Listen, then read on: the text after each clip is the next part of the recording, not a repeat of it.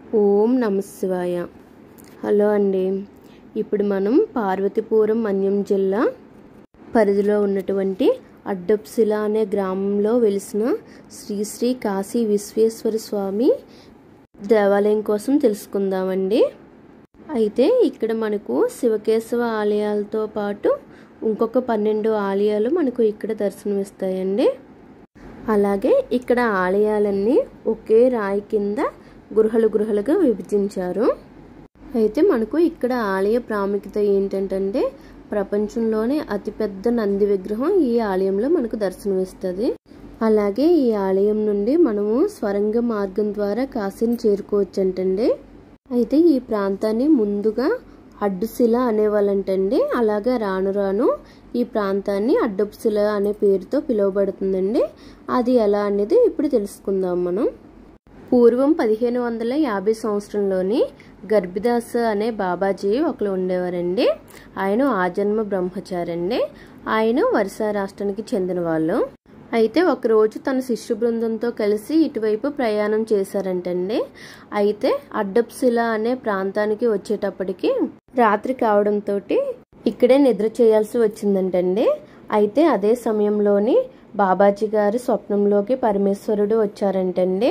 వచ్చి ఏమని చెప్పారంటే, నేను స్వయంభు లింగ రూపంలోని ఈ కొండ పక్కనే వెలిసి ఉన్నాను. అలాగే ఇక్కడ నుండి కాశీకి స్వరంగ మార్గం కూడా ఉంది. కాశీ నుండి మీరు ప్రతిరోజు గంగా జలాన్ని తెచ్చి నాకు అభిషేకం చేసి నిత్యం ఇక్కడ పూజల్ని నిర్వహించండి అని చెప్పారంటండి బాబాజీ గారి కల్లోకి వచ్చి పరమేశ్వరుడు. అయితే అలాగే కొన్ని రోజులు ఆ పూజల్ని కొనసాగించారంట. అయితే ఒకరోజు హఠాత్తుగా ఒక పెద్ద బండరాయేమో వచ్చి అది దొర్లుకుంటూ లింగం వైపు వచ్చిందంటండి. అది చూసిన బాబాజీ గారు తన తపోశక్తితో ఆ లింగానికి అడ్డుగా తన వీపుని ఉంచారంటండి. అప్పుడేమో ఆ బండరాయి అక్కడతో ఆగిందండి. ఆ జన్నిత గుర్తులు ఇప్పటికీ మనకు కనిపిస్తాయండి, బాబాజీ గారి జన్నిత గుర్తులు. అలాగే ఆ రాయి అడ్డు రావడం వల్ల స్వరంగ మార్గం మూసుకుపోయిందండి. కానీ అక్కడ మనకు ముఖద్వారం మాత్రం కనిపిస్తూనే ఉంటుందండి ఇప్పటికిను. అందువల్లనే ఈ ప్రాంతాన్ని అడ్డుశిల నుండి అడ్డప్శిల అనే పేరు వచ్చిందండి ప్రాంతం మొత్తానికి. అలాగే మనకి ఇక్కడ స్వామివారిని కాశీ విశ్వేశ్వర స్వామిగా కొలుస్తారండి. అలాగే అన్నపూర్ణాదేవి, విశాలాక్షి దేవి కూడా ఇక్కడ మనకు దర్శనమిస్తారండి.